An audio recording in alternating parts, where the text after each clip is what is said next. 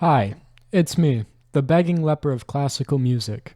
My favorite album of all time, not just Broadway, but of music in general, is Jesus Christ Superstar. Now, I realize that sounds kind of insane. Jesus Christ Superstar might be a turnoff for a lot of people, because no one wants religion in their musicals. So I'm just going to start right off the bat with Part 1, Why Jesus Christ Superstar is Cool. Let me start with a little story. Before my girlfriend and I started dating, I recommended that she watch Jesus Christ Superstar. She recently revealed to me that she thought Jesus Christ Superstar was like the Christian version of Shen Yun, like Shen Yun 2, Judea before Catholicism. And she thought that I was some psychopath cultist trying to initiate her or whatever. And I feel like this is what a lot of people might think about Jesus Christ Superstar if they aren't familiar with the show. So before I even start talking about the music or anything, I'm just gonna lay down why it's cool,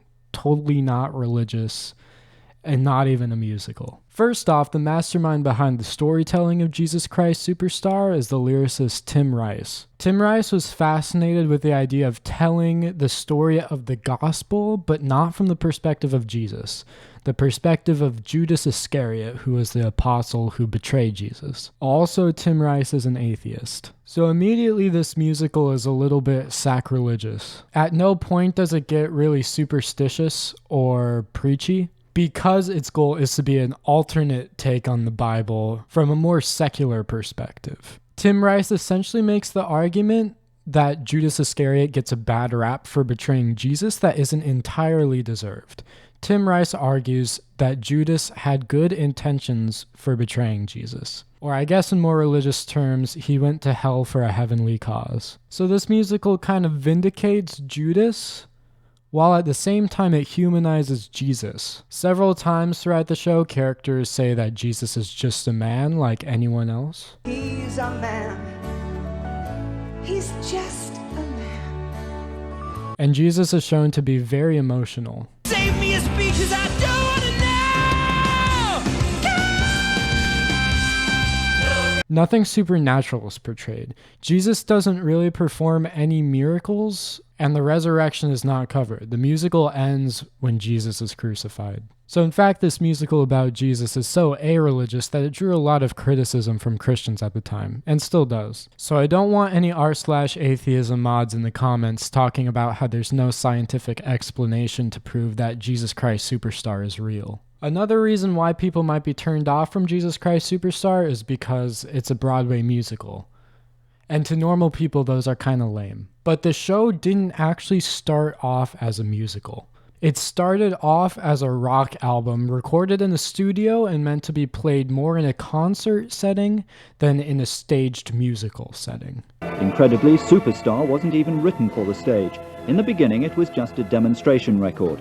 The record now, as London's longest-running musical, is a vastly different one. The reason why Jesus Christ Superstar was recorded was because nobody would put it on stage. When Andrew Lloyd Webber and Tim Rice wrote this musical, they did not think it was going to be very successful. And nobody, even David Land, who will admit this, thought it was that good an idea commercially. They thought, religion, forget it. The kids aren't interested, and adults certainly won't be interested in a rock musical about Jesus Christ. And that's ultimately the reason why they didn't stage it right off the bat. However, this show topped the charts in America. Notice that in number 2 is the Rolling Stones. This is because in the year 1970 when it was released, the Jesus Revolution was happening within the hippie movement, and that brought a lot of positive traction to the show. Or the album, I guess I should say. It was only after the record got success that they decided to stage it and move it to a musical.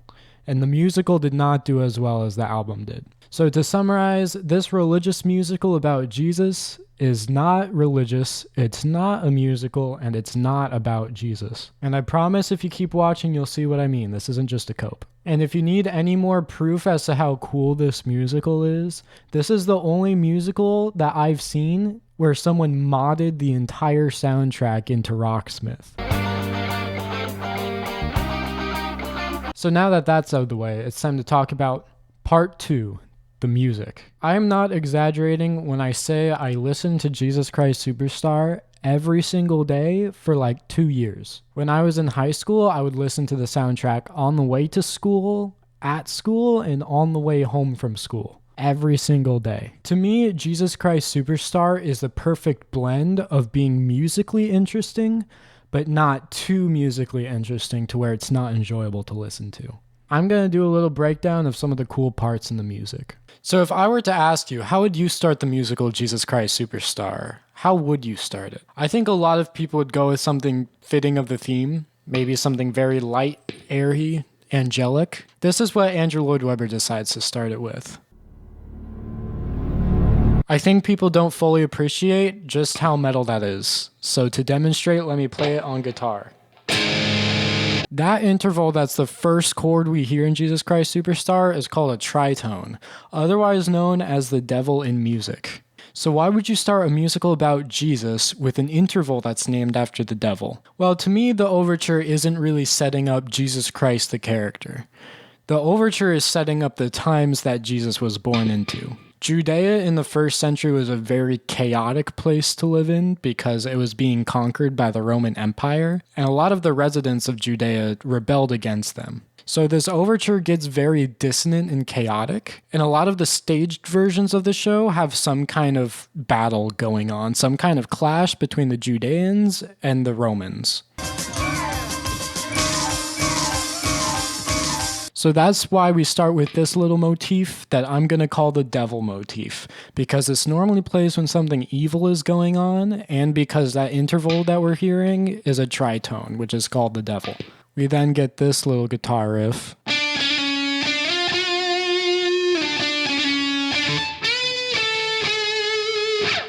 If we're saying that the key here is based around the root note of D, which kind of makes sense because that's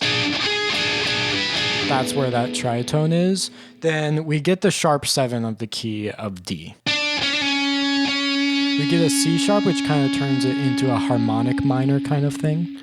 And then the rest of the riff kind of outlines a D diminished chord. I think the harmonic minor part of it gives it a sort of ancient or Near Eastern feel. I'm not really sure if it's representative of real Near Eastern music, but it's what a lot of composers go to when they're trying to depict that kind of setting. The devil's motif kind of modulates around until we get a very triumphant blues scale on guitar. And then we arrive at our first odd time signature of the show. This section is in 5. We'll talk more about odd time signatures later, but I just think it's interesting to note that the division here is not a normal subdivision of beats that you get in 5. Normally when you're in 5, you get either a 2+3 or a 3+2. This is a 1+4. You get one beat, which is the big hit at the start of each measure, and then you get 4 beats of the horn melody. And then after that, it's just total chaos music, which is pretty cool.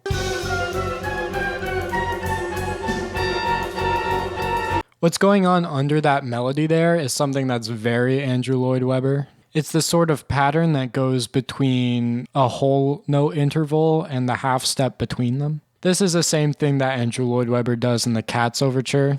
So I've moved over to piano cam where I can show that a little bit better.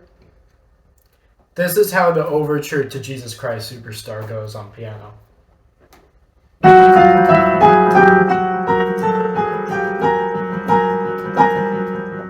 Pay attention to that left hand. It's kind of like a trill between F and G and F sharp. Now let me play the overture to Cats, also by Andrew Lloyd Webber.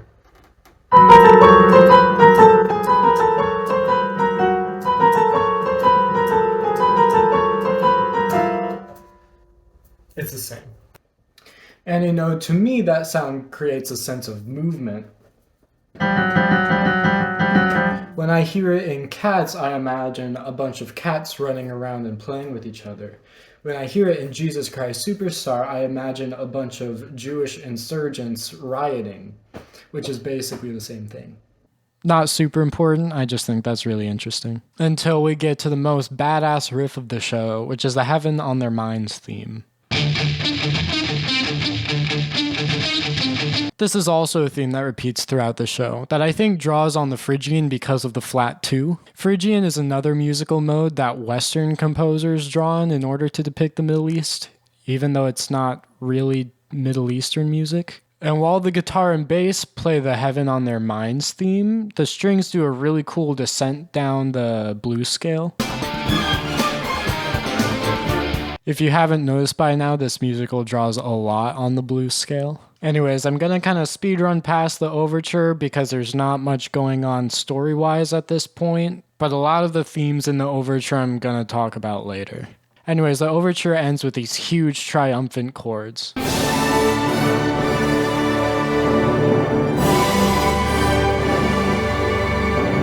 Until we launch right back into the Heaven on Their Minds theme. And in this song, Heaven on Their Minds, Judas is essentially telling Jesus all the reasons why he thinks he's fucking up. Judas is basically concerned that the Romans had been punishing Jewish insurgents pretty harshly, and he thought that because people were misinterpreting what Jesus was saying, the Romans would come after him, which, spoiler alert, they do. And this is another reason why the show probably works better as an album rather than a staged musical, because Judas is enumerating all the reasons why he doesn't like what Jesus is doing, and he basically just says that Jesus isn't listening to him.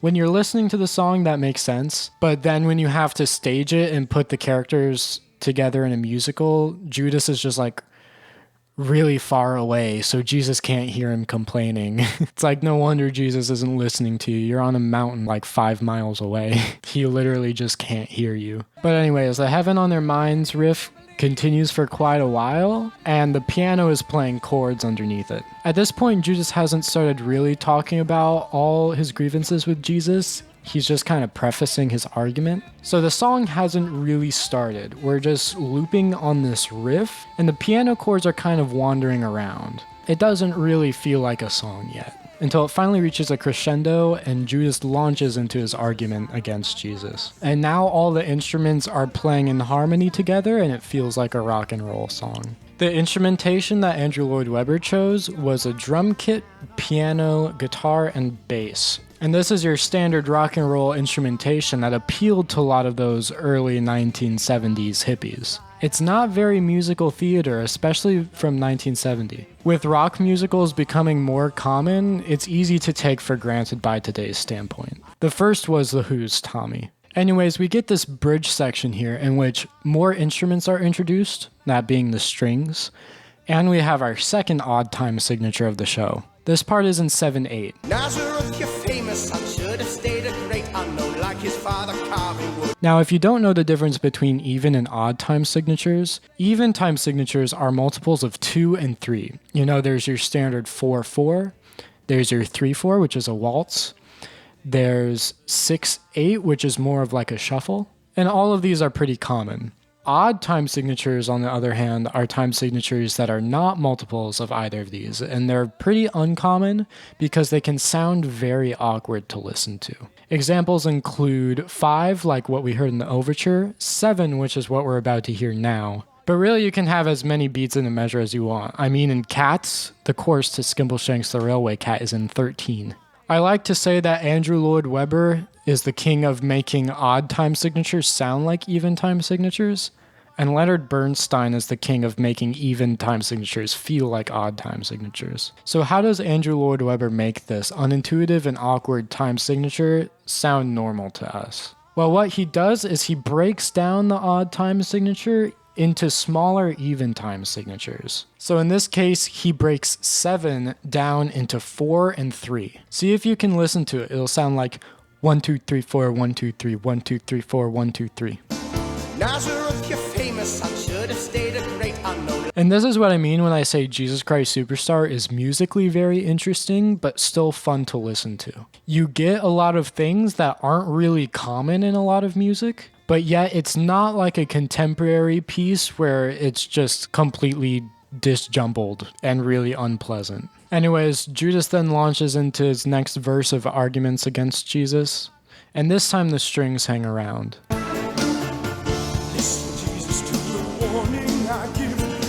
Since Andrew Lloyd Webber already introduced this song as a rock and roll song, he's comfortable adding more orchestral instruments into the mix. But yeah, it's still very rock and roll. I saw this musical when it was touring, and I've never seen so many leather jackets in my life. It was all very old people in leather jackets. That is the target audience of the show, and I think that's why I like it so much. Anyways, after that, Judas has this kind of ad-libby part where he's just screaming and complaining at Jesus because he kind of feels desperate at that point. Please remember that I want us to live, to listen to. And then we move into the next song, What's the Buzz? In the song What's the Buzz, Jesus' entourage are basically asking him, are we there yet? All the way to Jerusalem. What's the buzz? Tell me what's happening. What's the buzz? Tell me what's happening. What's the buzz? Tell me what's happening. What's the buzz? Tell me what's happening. And Jesus freaks out on them a little bit because he says, you know, even if I did tell you, you wouldn't know as well as me anyway. Why should you want to know? Why are you obsessed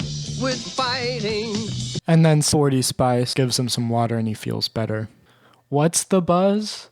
Is literally 2 chords for the entire song. That's not an exaggeration either. These days, people shit on pop music for being 4 chords on a loop. Andrew Lloyd Webber said, nah, I could do you one better. I got a song, 2 chords. How does Andrew Lloyd Webber make 2 chords sound interesting and not repetitive? I think the answer lies a lot in improvisation. Remember, this album started off as just a studio recording. And when you're a studio musician, you're not necessarily given sheet music and told to play exactly as written.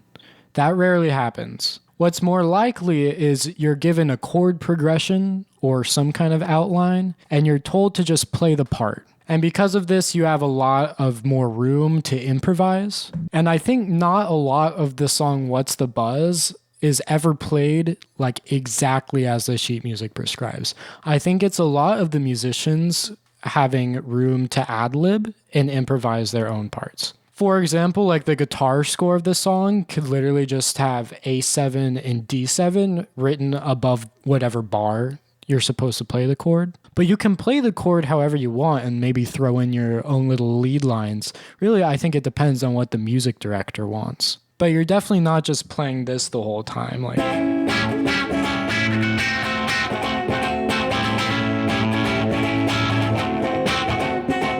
you could put your own little flair into that.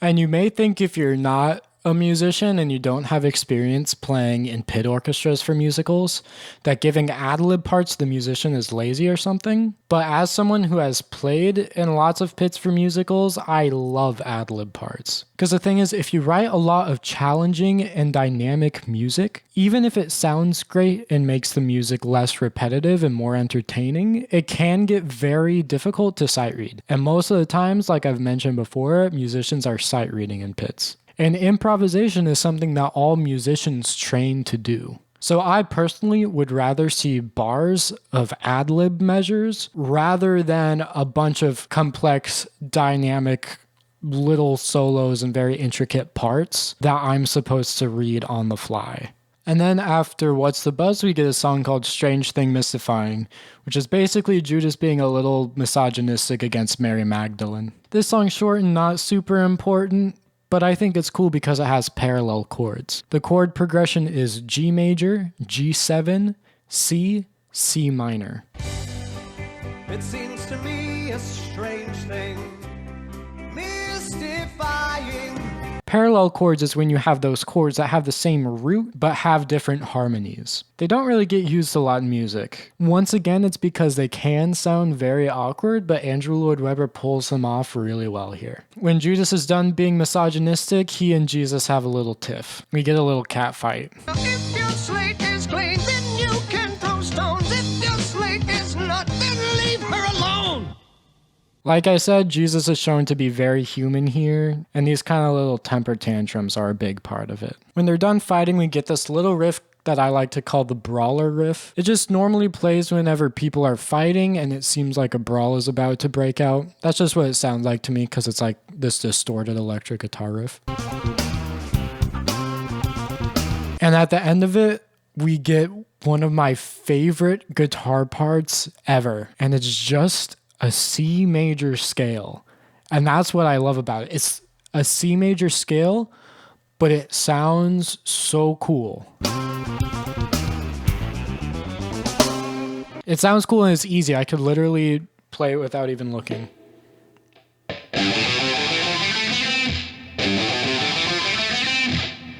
Because it's a C major scale. Everyone knows how to play a C major scale. The reason why I think this little C major thing is so cool is because it works so well for musical theater. I've talked shit about Sondheim for making music needlessly difficult, and this is kind of my basis for making that argument. Because Andrew Lloyd Webber can take something that is so easy and every musician knows and use it so effectively. This is how you write music for musical theater. You don't write things that are so difficult that your musicians can't play them. You write things that are simple enough to play but are given the right context to work very well. And that little guitar scale going up is so iconic. Everyone who listens to Jesus Christ Superstar remembers that part. And this is why AL Dub sweeps. Anyways, Jesus gets all pissy and he thinks everyone hates him now. So Mary tries to calm him down in a song called Everything's Alright. And fun fact, this is Andrew Lloyd Webber's kind of favorite song from the show.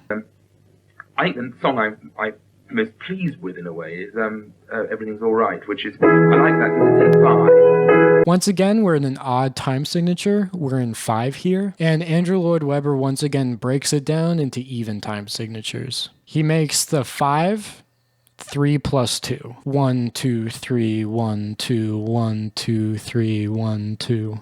Try not to get worried, try not to turn on to. And while this is going on, Sporty Spice, aka Mary Magdalene, is basically singing Jesus a lullaby to get him to calm down after his tiff with Judas. And while this is happening, Judas just continues to provoke Jesus, kind of just to piss him off. Judas yells at Jesus for wasting all this money on ointments when it could be used to help the poor. Woman, your fine ointment, brand new and expensive, could have been saved for the poor. Jesus' answer is basically that there will always be poor, so it doesn't really make sense to give every cent you have towards helping them. He says that basically at the end of the day, you can't totally fix poverty, so you should enjoy what you have. There will be poor always, pathetically struggling. Look at the good things you've got. And since Jesus is getting more and more pissed off, Sporty Spice's song gets louder as the song continues. Sleep and I shall soothe you, calm you and anoint you. You'd expect that this is sort of a lullaby, that the song would be very low energy throughout. But those kind of songs don't really work well for musical theater because unless the energy is constantly ramping up, the song gets kind of boring after a while. You want the song to feel like it's progressing, like it's going somewhere. Otherwise, the lullaby is going to be a little bit too effective and you're going to put the audience to sleep. So Andrew Lloyd Webber justifies the ramping up of the energy by having it serve the purpose of distracting Jesus from Judas. The song gets louder to drown out the argument, basically. And very ironically, the song Everything's Alright is a direct segue into the song called This Jesus Must Die. In This Jesus Must Die, the high priest Caiaphas and Annas decide what to do about Jesus. Basically, they don't like that this dude's running around with a massive following and some pretty revolutionary ideas. They think he's gonna upset the already iffy relationship between the Romans and the Judeans. So they decide, Barney's about to meet his maker. Die, you commie fucker!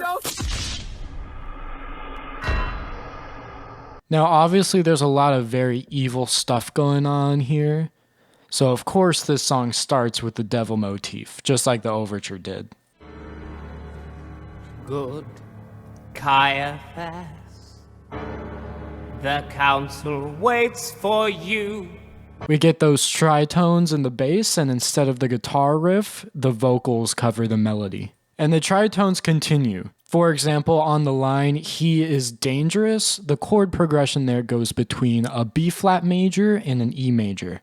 B flat and E are a tritone away. As they plot, the song becomes a little bit more bluesy and rock and roll, which is pretty fun. What did they do about Jesus of Nazareth? Anas's pretty high tenor contrasts with Caiaphas's very low bass voice. Infantile sermons the multitude drools. We dare not leave him to his own devices. And this little figure gets repeated later in the story, so remember this as a high priest scheming song. And the instrumentation is very rock and roll. It's piano, guitar, drums, bass. The next song is Hosanna. In Hosanna, brass fanfare announces Jesus' triumphant arrival into Jerusalem with all of his followers. And so it's a big ensemble number of all of Jesus' followers singing about how cool he is.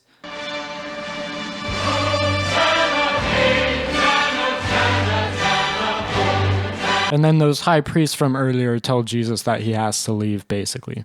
This common crowd is much too loud. And if you listen to the melody that Caiaphas is singing here, you'll find more of those devil intervals. On the word rabble, Caiaphas sings an F sharp over the chord C minor.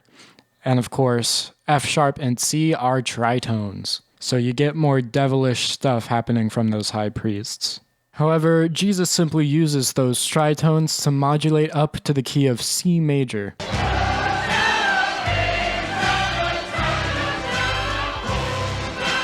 And the big ensemble number continues. Jesus then retorts those high priests and basically tells them that they couldn't stop him even if they wanted to. Why waste your breath moaning at the crowd? Nothing can be done to stop the shouting.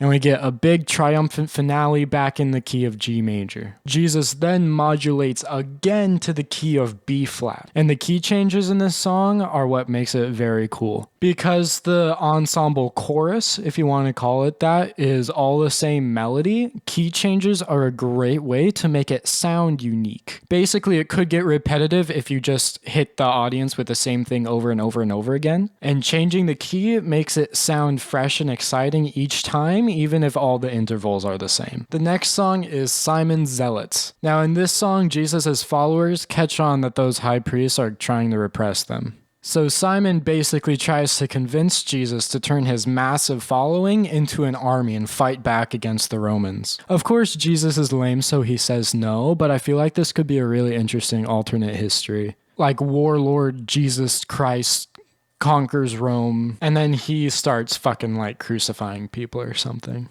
Until he ends the war on Christmas once and for all. But anyways, this song starts with more horn kind of fanfare stuff, which gives it a very military sound. You could think of an ancient army getting ready for battle.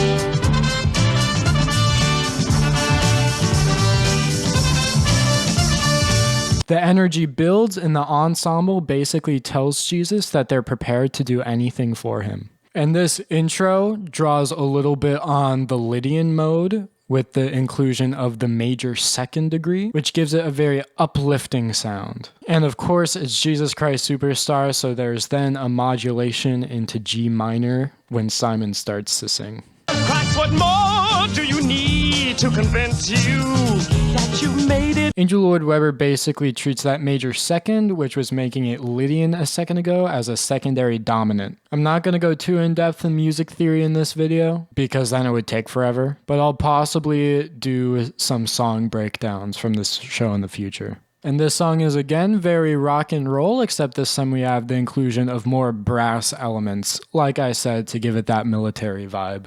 This song then segues into Poor Jerusalem, which is a song in which Jesus tells his followers that there's nothing they can really do about it. He says that Jerusalem is doomed with the very hard line, to conquer death, you only have to die. To conquer death, you only have to die. After Poor Jerusalem is Pilate's dream. It's not really important. Pilate basically just dreams that he kills Jesus. Up next is The Temple. The Temple is a very cool song. For those elderly Christians who are for some reason watching this video, this is the part in the Bible where Jesus throws out all the moneylenders from the temple. And for my younger audience, basically what's happening is there are a bunch of people who are doing some sinful, dirty business in the temple and Jesus tells them to fuck off. This is one of the heavier songs from the show. It's very electric guitar oriented.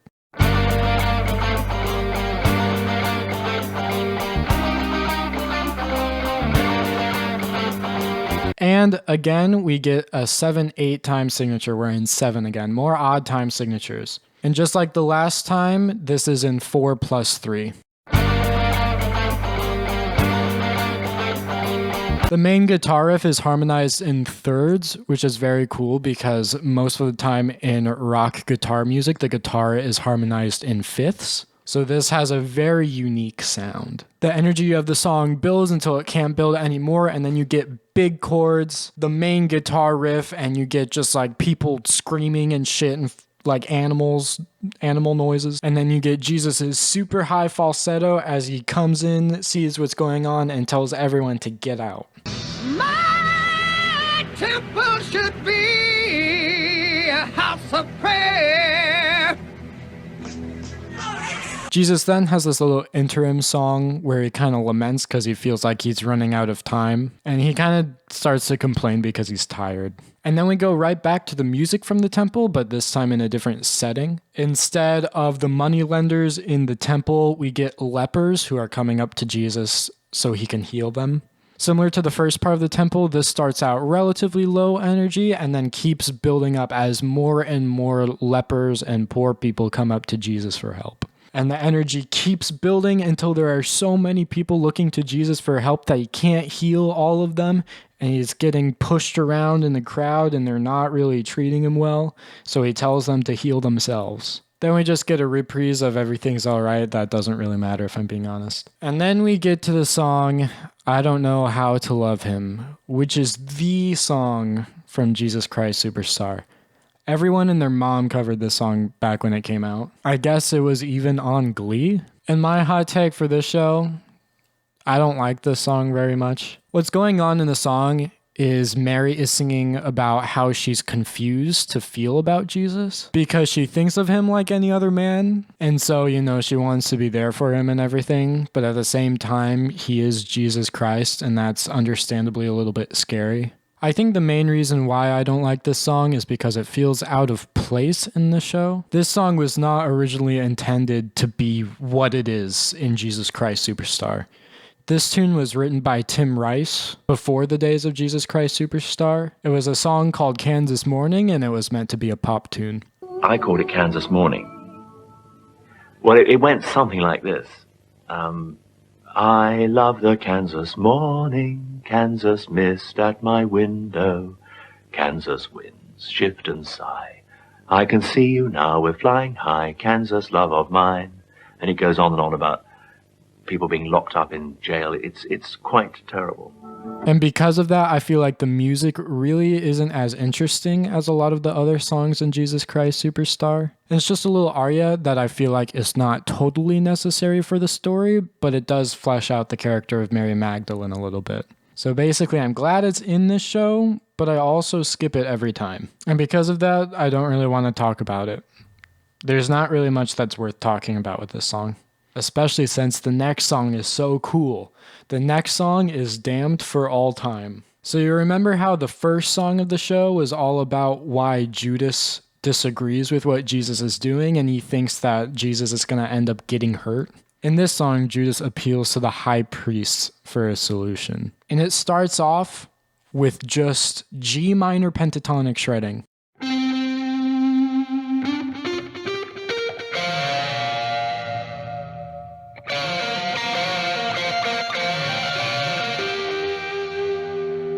Again, this is one of the parts in the show where the score has the musician improvise rather than writing out specific music that is to be played exactly.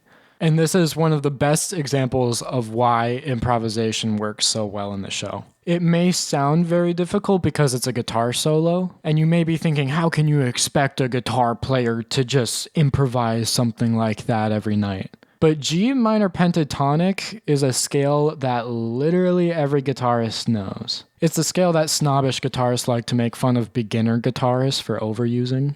Okay, man, I just think you're wasting our time right now. What are you doing? I'm sorry, I'm talking. Please don't. What are you doing, man? Please stop. You really should stop. Stop.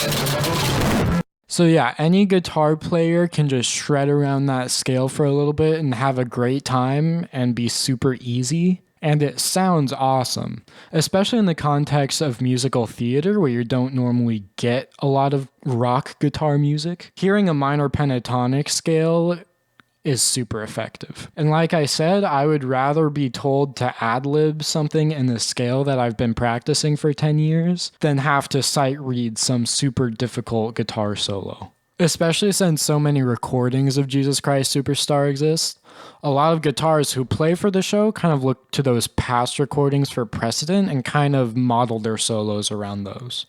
And then you get this cool flute part.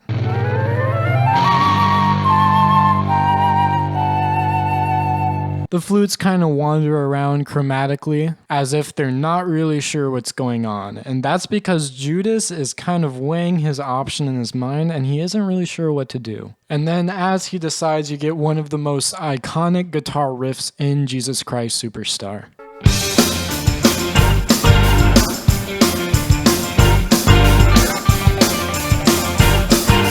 And then that chord you're hearing, that's called the Hendrix chord. It's a minor 7 chord with the major third included, or a dominant 7 sharp 9 chord. And of course it's called the Hendrix chord because it was used a lot by Jimi Hendrix. Using chords like this is exactly why this album is so cool. This isn't just some classy British douche's attempt at 70s rock music. This draws on the influence of pre-existing rock music of the time. So it's much more authentic than, say, musicals in the past 10 years who just include an electric guitar and call it rock music. Anyways, Judas then goes to talk to the priests and he asks them for help to make sure no one gets hurt, basically. And in the chorus he says, "Just don't say I'm damned for all time." Because he knows what's at stake here. He knows that if he's wrong and he messes this up, then the consequences could be eternal damnation. So this song is metal as shit. Then the high priest began to sing, and it's the same as this Jesus Must Die. It's that high priest plotting tune. Cut the protesting, forget the excuses. We want information, get up off the floor. And the high priest basically take the opportunity. They say, if you tell us where Jesus is, we will take care of it. And of course, the purpose of this musical is to vindicate Judas a little bit, so he doesn't have an easy time making his decision. He says he doesn't want it if it's blood money, but the high priest lie to him and say it isn't. Then, as Judas tells them where they can find Jesus, we get this really spooky, kind of eerie choir part that's just droning on a major chord.